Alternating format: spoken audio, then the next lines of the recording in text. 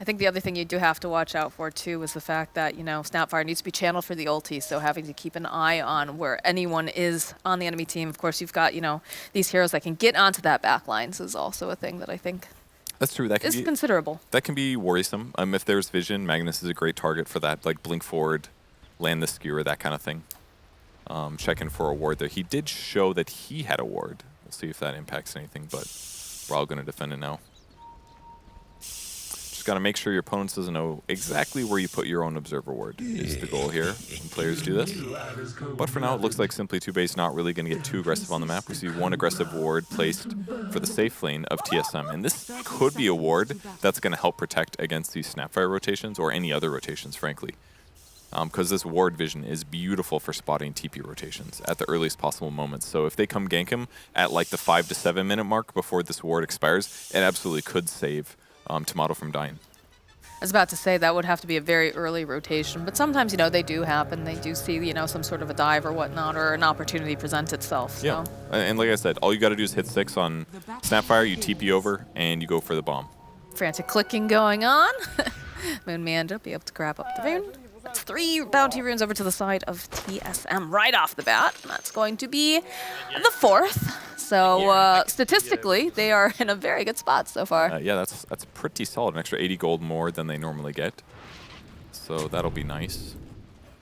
Push them towards their first items a little faster. Yep. We do get that ward getting dropped down over here in the mid lane. To provide a little bit more vision here for Rioya, but should be fairly calm for the beginning. Not too much crazy kill potential right off the bat. I think Rioya is going to do just fine in this lane. Like Scatterblast is just a really solid nuke for guaranteeing last hits while also harassing people. So I think he'll be able to secure range creeps as a whole. Brawl will be fine as well. Maybe one of the heroes gets killed at some point, more likely Snapfire than Ember, but probably just see standard build out of him. With Cookie and Blast. On the top lane, Dubu is doing a great job bullying Flea. Bane very good at 1v1 trading because his armor is higher, his base damage is high, and he's got Brain Sap as well, so he's just fighting these two. They've got a great combo once they hit level 2, though. Then they've got Stroke of Fate, and they've got Inkswell, and Pangolier is just going to launch his little, whatever the hell he's, Pangolier body on top of people and get guaranteed Inkswell explosions. You did not know what to call his body? I forgot. I was like, what animal is he? Oh, right. It's actually... It's literally his name. Anyways, if Dubu plays his cards right, though, he should be able to dodge the AoE stun with Nightmare later on. It'll cost him a lot of mana, but it will allow him... Like, he's doing a great job bullying this dual lane and giving Tomato all the last hits. Yeah, this is something that Dubu plays pretty often as well, so he definitely knows how to play this lane, how the limits are on this particular hero. It does have to be careful, like you said. If he gets a little bit too early with the Nightmare, if it's on cooldown, once they hit these couple other levels over on the side of TOOBASED, they're going to punish him for it, because it is just such a strong combination. Inkswell with Pangolier, anything with mobility is just so good. It is, yeah. But with that said, TOOBASED is in a good position as well. Having Void laning against the Weaver just always feels so good because he's almost always got 2 spells on cooldown, Sakuchi and Geminate attack. And that means if you just cast Time Dilation, you're doing 8 seconds. That's 80 damage per skill. So you're basically doing like 160 magic damage to Weaver consistently. He runs out of regen faster. He can't just rush a fast earn. He's got to go back for a tango to regen faster. It's just one of those nice little advantages where Weaver's got to be careful. But traditionally, Moonmeander does play very well on this hero, so he should be fine. But we're seeing this counter a lot more to solve the Weaver problem. Empyrean does have to be a little bit careful as well in that bottom lane. Is sitting a little bit low, so if he's out of position, definitely will get punished on that. But this top lane seems to be going very, very well here for the side of TSM. This Dusa getting all the last hits that she could really want. Yeah, all because of Dubu doing such a good job zoning this dual lane. They do have Inkswell now, so Dubu could get pressured. He's a little low mana, but he will have Nightmare. And he's just bringing tons of resources out, too. Raindrop, Clarity Potion, Observer Ward, Smoke of Deceit. Just items that are going to help him stay stabilized with mana to bully them out of this lane. Dubu's like actually solo winning this lane. Like, look at this. Yeah. He's bullying 2 different heroes together. It's incredible. It is interesting that they haven't really found these opportunities to make these plays on top. But again, have that nice forward lane ward too, keeping tabs, realizing that Bloody Sky is just, salving up, backing off. I mean, Pango's only got 10 last hits. It's not looking great here. But it's not the end of the world. As long as he gets levels, that's the most important thing. Get 6, start getting kills. But this is also going to mean that Tomato heads to the jungle with even more net worth than normal. He went for a fast boots this game, finished Wraithband, now brought a raindrop because he knows that the pressure will come to him eventually, and this way he'll be a lot more survivable. It's also very, oh god, Blaze sitting so low. I mean, he does have those stick charges, luckily, but look at Dubu. Like, he's just going to continue this pressure. I'm confused why Flea isn't attacking. Usually what you do in this dual lane... Oh, never mind. Okay. It's a little bit of burn damage from the Icarus dive. Can he get the last hit off in time? Ah, nah. But usually what you do in a dual lane like this is you just fight the guy together. But what keeps happening is both of them are retreating at the same time while Bane runs forward. And in some of these cases, it's like one of them has a clarity potion going or something like that. But like, even though Dubu trades better, like if you just both hit him, Dubu has to back off. But if they both run away, this is what happens. Like, Dubu has brought himself extra regen and stuff, but I just feel like he's gotten away with murder up here.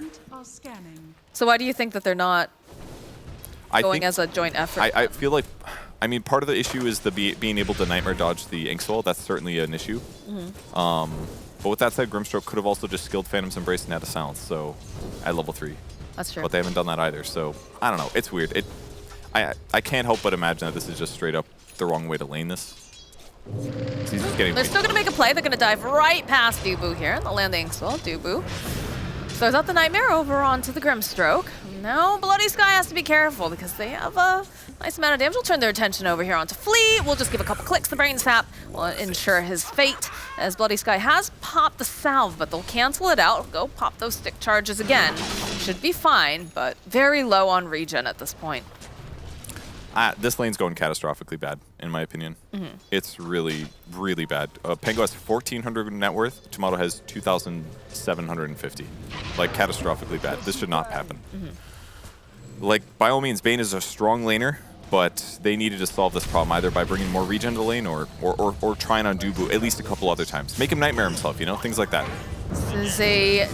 Oh, maybe not. Empyrean is here with that Sunray. Is he going to be able to buy himself enough time? Is Brawl going to take too much tower damage? He turns around, Scatter Blast. Oh, but he's a little bit off the side. Moonbeater's still alive here, too, taking burn damage. That Icarus dive should be enough. Are they going to outplay Brawl? Yes, they are. Ryoya and Empyrean. Look, Empyrean, he had a lot of deaths last season, but when this guy plays Phoenix, he owns, legitimately. Last series, he played Phoenix a lot, too. This is this guy's hero. A couple things went perfectly right, though. When Ryoya used his Scatter Blast, the moment it hit, that's when Brawl decided to throw Remnants. When you're slowed, though, the Remnants go slow, so that was just unfortunate timing for Brawl that basically just lost them the kill and then allowed Empyrean to clean up. I mean, this does provide an opening, though, here. They'll be able to make the rotation over onto Bloody Sky. Flea also now. Here's the Nightmare being tossed out. Moon Meander's here. Tomato's here. They're going to wait patiently. Eventually, the Nightmare will wear off, and they'll get themselves another kill. Catastrophic. That's all Tomato is having such a good time. He would be happier if his teammates would steal less of his kills. But, yeah, 0-0 and 3-4. Look, he can't have everything. Okay, we're going to look at this again. This replay. Perfect time to show up for the Sunray. That was really effective. Breaks a little raindrop there. Perfect Sunray there. Brawl had some attack speed reduction there. That's why he couldn't just attack to get the last kill. And then he's like, all right, I got attack speed, so I got to throw ulti. He throws all the charges. Ends up doing nothing other than burning his mana and his charges. He gets cleaned up. Doesn't even have a Remnant down to jump back to lane. Yeah, he knows he messed up, but it's fine.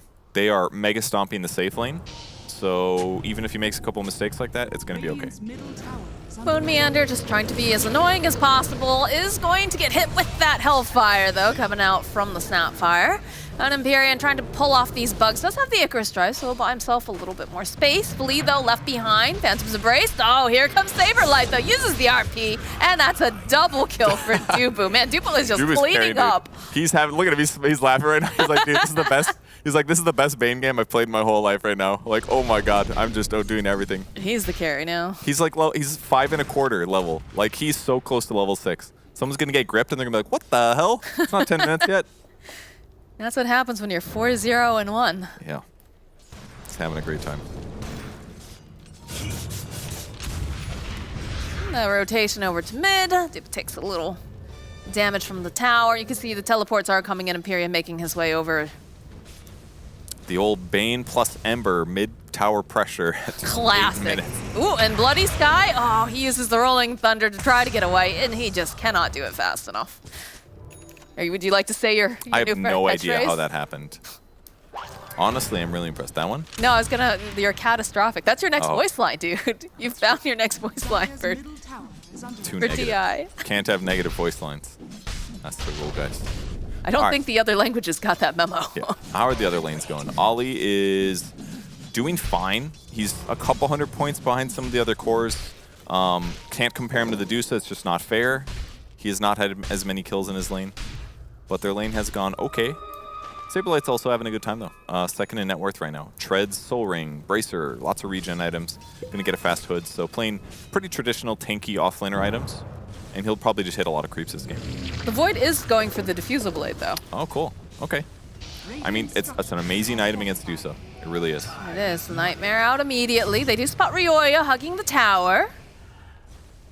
Dubu making his way over. He does Oh, have that with grip the like bait. we talked about. Yeah, okay, so nice Chronosphere, though, plus the Snapfire Kisses. Be able to push it out and take down Dubu, take down Meander. Can they take down Brile, too? Yes, they have the Silence. They've got the Bashes. Do they have enough damage? A little bit more is needed, as he's going to be able to Remnant away, but just barely. Very close. We need one more bash there, and that's a kill. Oh, Oh, he just got him? oh, yeah.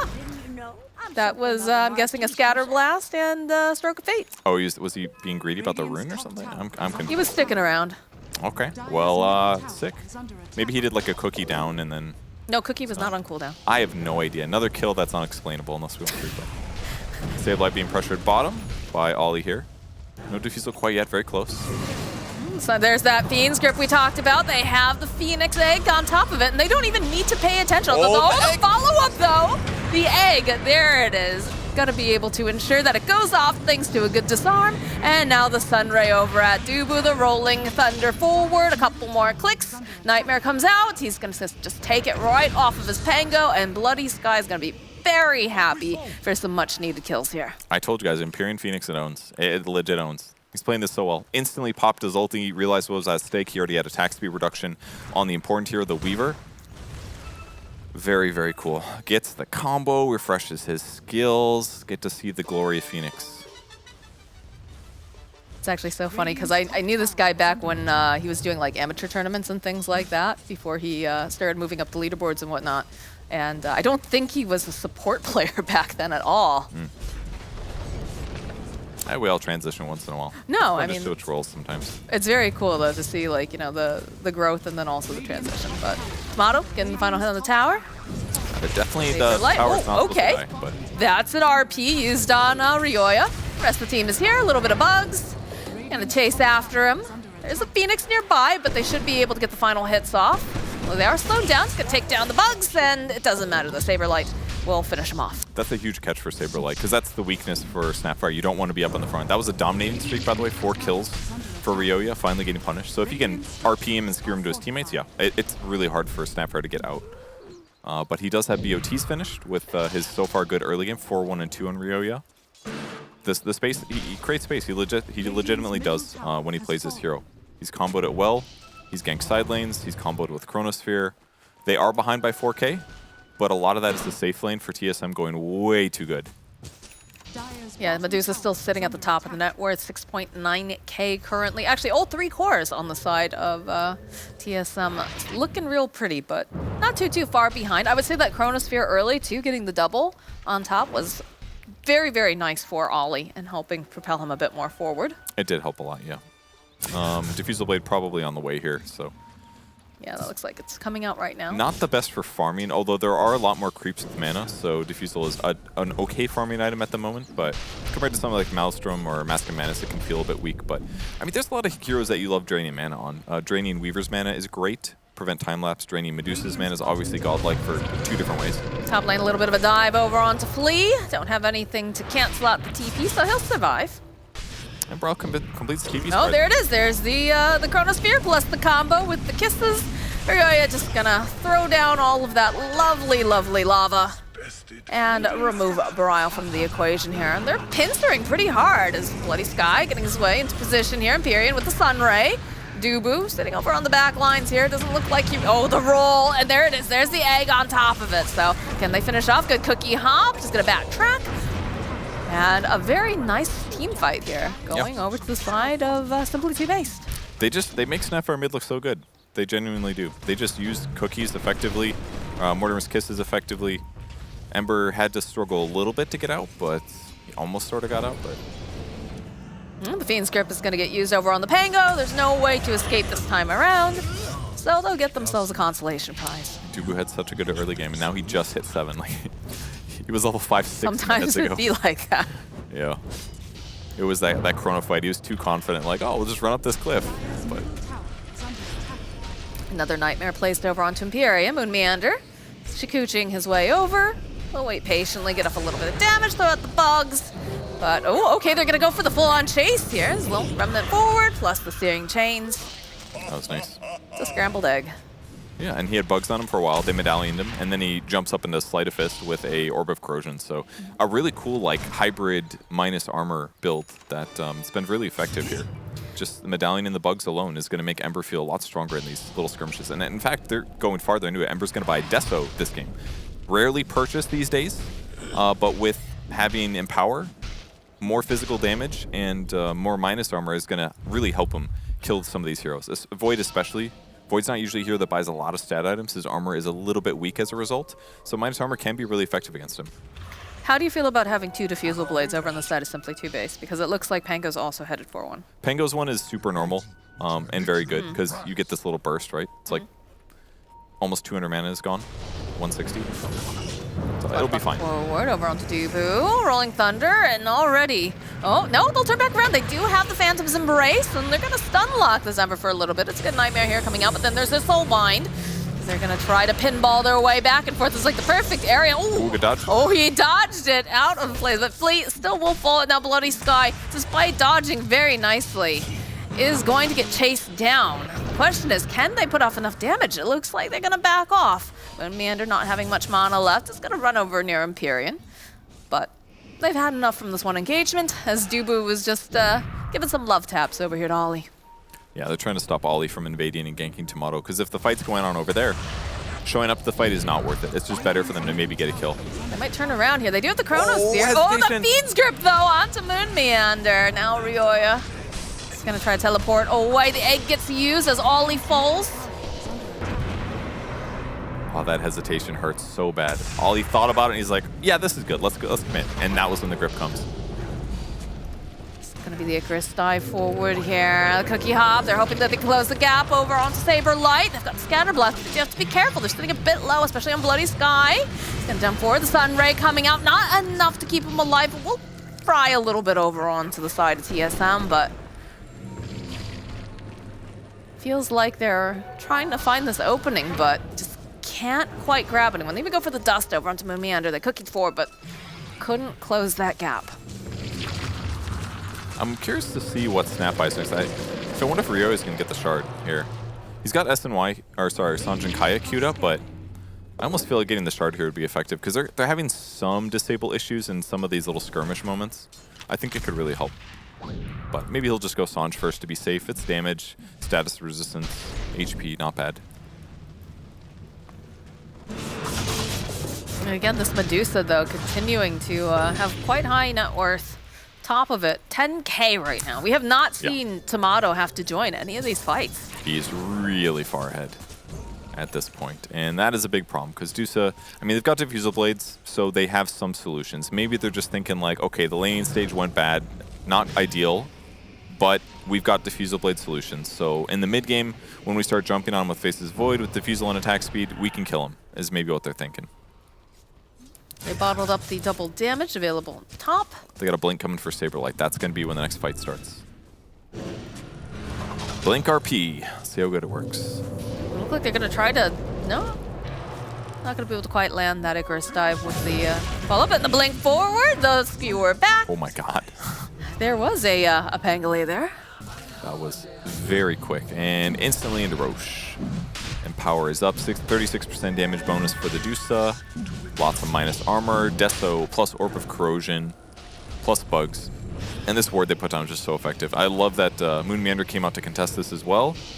Defending wards makes this so much easier. Another Skewer, right back in. Shockwave and a Brain Sap. Another kill for Dubu. And an Aegis now for Bryle. And now the pressure is going to start happening. Tomato's almost surely going to farm on the enemy side of the map for a bit here, just because they have Aegis advantage. Simply TOOBASED isn't going to want to take a fight.